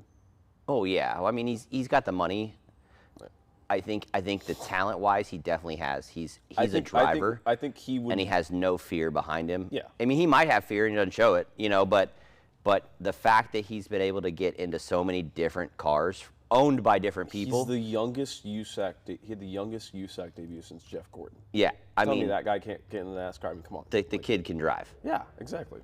So I am of the opinion. I think he's gonna make. I don't know what his plans are. I mean, who knows? But I think he's the next Dave Steele. If he stays in sprint cars. Yeah. If he stays in sprint cars and that's where he wants to live, is in the sprint car world. Yeah, he's the Dave Steele guy for the rest of his life. But if he wanted to do that, he absolutely could. But the fact that he's gone, I've even watched him gone from a sprint car to a sportsman to a late model and still be in the top 3. Yeah, he kicks ass. I mean, the guy can drive anything he gets in, which I really phenomenal. hope that he doesn't have to. But I hope one of these days he tries to do a Cup Series because I think if he got up there, he could. I don't know him terribly well. Like I've talked to him a handful of times. Yeah. Here and there at the track, one of those things. I raced with him and Troy out at Bushnell one day. I happened to go up there for a league race. I run the PKE leagues, and I went up there once to run a league, and I was like, and they just happened to be there, and I felt like a dumbass because I know who Colton was, and then this kid's sitting next to me. Colton's right there, and there's another kid next to him. And I'm looking at, we just finished a practice, and there's all the times on the board. Troy DeCare, I'm like, oh shit, Troy DeCare's here. Like, yeah, that's that fucking kid who kicks ass in late models. And I'm telling this to a person sitting next to me, this kid who I don't know who it is. That's Troy DeCare. And I'm like, oh, that's Troy DeCare. Or TJ DeCare. I'd never met him in person. Yeah. I was like, oh, fuck, that's you right there. I felt like a complete idiot. I'm like, sorry, man, I never met you in person. But he's like, it's all good. Fucking. That's funny. I was talking to, I think it was his dad is who I was talking to. I can't remember. I was talking to one of their dads or something for a minute. Nice guy, but this was years ago. But I don't know him terribly well, but I think Colton, that man could kick ass. I think he's got a good. I think he's got a good opportunity to grow in the field and go up in the ranks for sure. He gets in a driver development program, which he absolutely could. Oh yeah, 100%. Like it's no Yeah, question. if he got with the right people that could teach him the transition from sprint cars to late models and cup cars and that kind of stuff. I mean, he's already because got, it's a big difference. I mean, you're going from a tire that's 14 inches wide. He's already got some level of that transition. I mean, he's run basically. I mean, I can't think. I mean, he's run 602s on dirt. Like he's run everything I could think of really at this point, other than like maybe like pro trucks. That's like the only thing he hasn't. Yeah, I run. don't think I've seen him in a pro truck. I've seen him in a sportsman. I've seen him in a late model. I've seen him in literally everything except for like that. Like, yeah. So at this but there's point, no need to go to a pro truck at that point. You're already past that point. I love that class though. But I think that's a good opportunity for him, and I look forward to seeing what he brings to the table in the next few years, because it could be really good. He's gonna be really. I mean, he's not even. He's like what, 16 maybe? I think he's 16 now. Yeah. So I mean. Yeah, he got in a sprint car when he was 13. Yeah, I remember a non-wing race he did. Oh God, he got into a wreck with what that one girl's name? I can't remember. I remember it was a very good non-wing race. He led damn near the whole thing. It was like his first one, or maybe his like second one, and I won't forget that, because even though he wrecked out, and it was one of those racing situations, nobody's fault, it just happened, and like he's still like, I remember thinking like, holy cow, like that's his first or second time in a non-wing, and he's running like that. I was like, well, he went to the little Indy 500 and almost won. Yeah, you did great down there. The first freaking trip there, and they were like, "There's no way he's gonna do good." And I think he qualified like either on the pole or. I don't get how people still underestimate him. Yeah. I guess it's people outside of Florida maybe who underestimate him. Probably. Yeah. People think that he's not. We know what he's like. Not North Carolina or not in.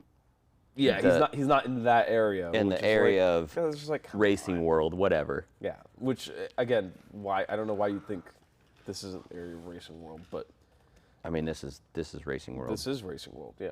Yeah. I had a conversation with a few of my friends last night, because we were talking about whoever ends up being governor next. We got to convince them to get all tracks declared historical monuments because of what's going down in Freedom Factory right now. Like that's, I know they had some sort of solution where, like all those homes that got built back there, from what I understand, whoever buys a home back there, there's some agreement they have to sign that says they can't complain about the noise XYZ from the track. Correct. Problem is that agreement doesn't carry over once they sell the house to someone else, as far as I know. I don't know. And that's the issue. I mean, racing's loud, and it too many people are wanting to move to Florida, and it's the same. That's what's going to happen. But I think Cletus has talked about it before, where he said the only way that he's going to sell the property is if they pay him enough to build another racetrack. That's fair. Somewhere else. That's fair. I mean, that's I understand the only way that he's going to sell the drag strip and the circle track, because now he owns both. I don't think there's anyone who would offer him that much. That's the thing. So I mean, that's going to be one of those where he's never going to sell it. No. And I hope he doesn't. I hope he never sells it. Honestly, like shit. If I was, I don't know. It blows my mind, because I view that whole thing of like moving next to racetrack, same as like moving next to an airport and complaining about the noise. Like, it's a fucking airport. What'd you think went on there? You thought they were baking cakes? Like, yeah, that's freaking stupid. And then the fact that Bradenton had NHRA cars there. Dude, yes, that was so much fun. We're actually, I guess I'll bring this up now. I wasn't going to bring this up till a later episode. We're actually having, a buddy of mine's having a race out there, a memorial race for his father who passed away.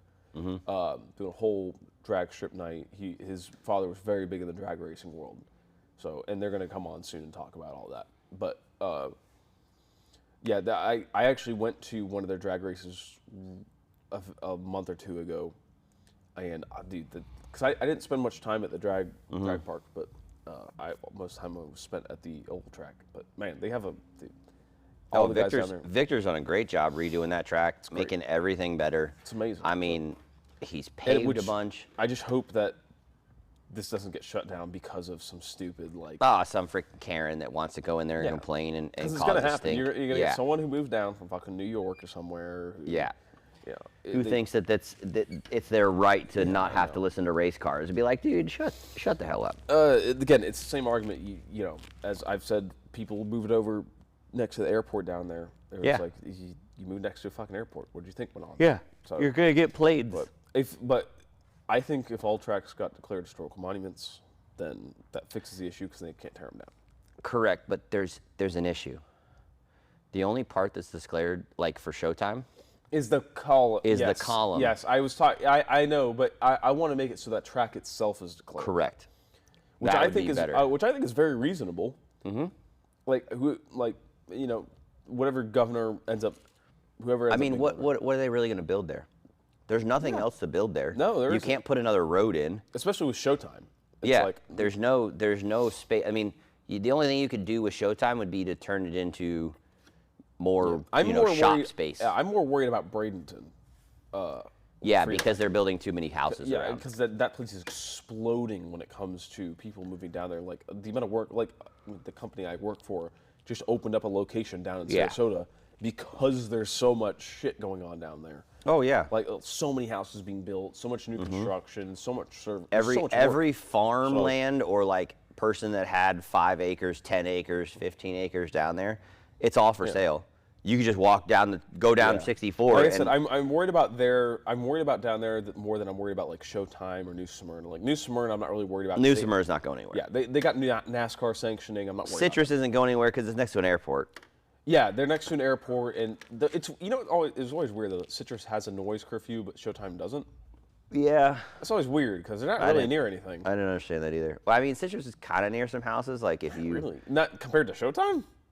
Dude, I live across. That's true. I live across from night. Like you live by me. I can hear when it's cold out. I can hear the racing from my house. I used to be able to hear it from my grandparents' house. On the weekends so if like, we stayed it blows home. my mind. It's like I can hear it from pretty far away at Showtime, but they don't have any sort of noise curfew. But they have noise curfew up at Citrus. So either way. But I guess we can. What time is it? Like, how long have we been going? Oh shit, we've been going for 2 hours. We've been going for a while. I can talk my ear off. I know you can. Well, hey, look, this has been fun. Yeah. I really appreciate you inviting me on. So yeah, of course. You're probably gonna come back on at some point. I will definitely come back on, especially as we, grow as a company and we keep doing more for racing. Yeah, CQ coatings. Get your powder coating done. Get your powder coating. Come down and see us. Yeah. We're friendly-ish. Ask him about his powder. Yeah, ask me about my powder. We're gonna have both kinds of powder. Decals and stickers will be available here soon in the next month or so. We're gonna be doing full vehicle wraps. So if you got a race car, you want something designed, come see us. We'll design it up. Best of the best. There you go. That's all we want to do. Sounds good. Cheers, brother. Cheers. Thanks so much. Yep.